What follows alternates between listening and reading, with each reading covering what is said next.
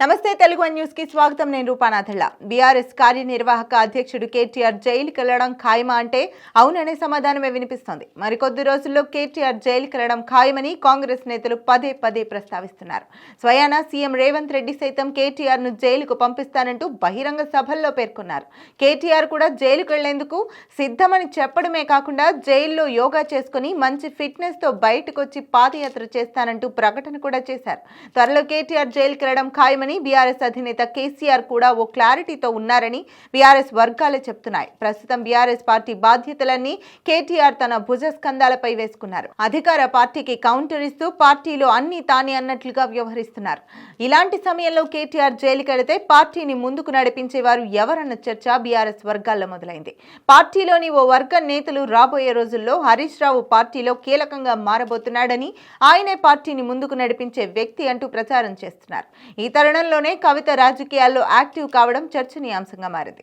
BRS MLC మాజీ CM KCR కుమార్తె కల్వకుంట్ల కవిత మళ్లీ రాజకీయాల్లో యాక్టివ్ అయ్యారు.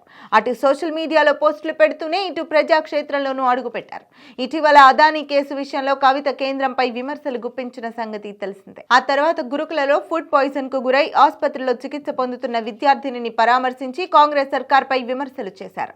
దీనికి తోడు చాలా రోజుల తర్వాత తన నివాసంలో తెలంగాణ జాగృతి, యునైటెడ్ పూలే ఫ్రంట్, బీసీ కుల సంఘాల సమావేశం నిర్వహించారు. దీంతో కవిత ఈజ్ బ్యాక్ అని ఆ పార్టీ నేతలు, జాగృతి కార్యకర్తలు సంబరాలు చేసుకున్నారు.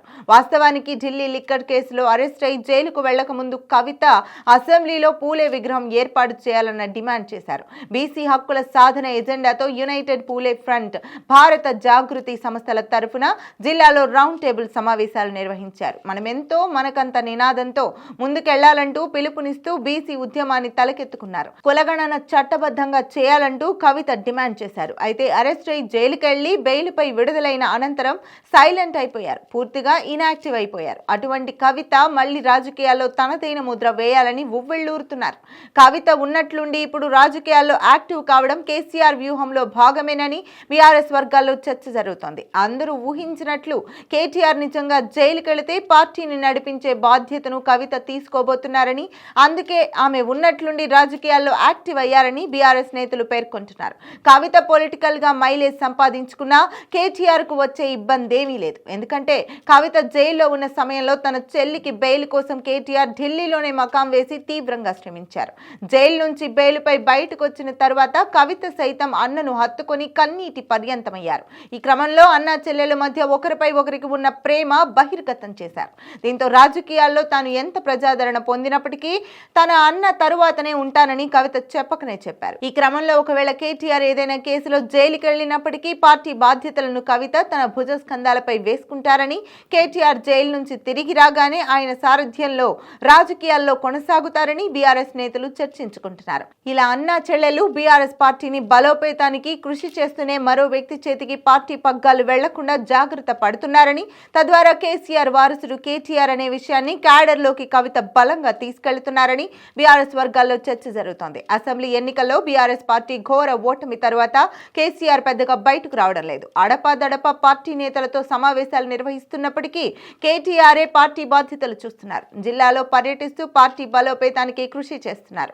మరోవైపు కాంగ్రెస్ ప్రభుత్వంపై విమర్శలు చేస్తూ దూకుడుగా ముందుకెళ్తున్నాడు. కానీ సీఎం రేవంత్ రెడ్డి దూకుడు ముందు కేటీఆర్ తేలిపోతున్నాడని బీఆర్ఎస్ వర్గాల్లో చర్చ జరుగుతోంది. హరీష్ రావు లాంటి సీనియర్ నేతకు బీఆర్ఎస్ పార్టీ పగ్గాలు అప్పగించాలని పార్టీలోని ఓ వర్గం డిమాండ్ చేస్తోంది. ఇలాంటి పరిస్థితుల్లో కేటీఆర్ జైలుకి వెళితే పార్టీ పగ్గాలు హరీష్ రావు చేతికి అప్పగించాల్సిన పరిస్థితి ఏర్పడుతుందని భావించిన కేసీఆర్ తన కుమార్తె కవితను రంగంలోకి దింపినట్లు బీఆర్ఎస్ వర్గాలు గట్టిగా చెప్తున్నాయి. జైలు నుంచి బెయిలుపై వచ్చిన తర్వాత రాజకీయాలకు దూరంగా ఉన్న కవిత తన తండ్రి సూచనతోనే ఉన్నట్లుండి ఒక్కసారిగా పాలిటిక్స్ లో యాక్టివ్ అయ్యారని బీఆర్ఎస్ నేతలు చెప్తున్నారు. మొత్తానికి ఎలాంటి పరిస్థితి ఎదురైనా హరీష్ రావు చేతికి మాత్రం పార్టీ పగ్గాలు వెళ్లకుండా ముందస్తు జాగ్రత్తలో భాగంగానే కవిత మళ్లీ రాజకీయాల్లో యాక్టివ్ అయ్యారని తాజా రాజకీయ పరిణామాలను బట్టి చూస్తే స్పష్టమవుతోంది.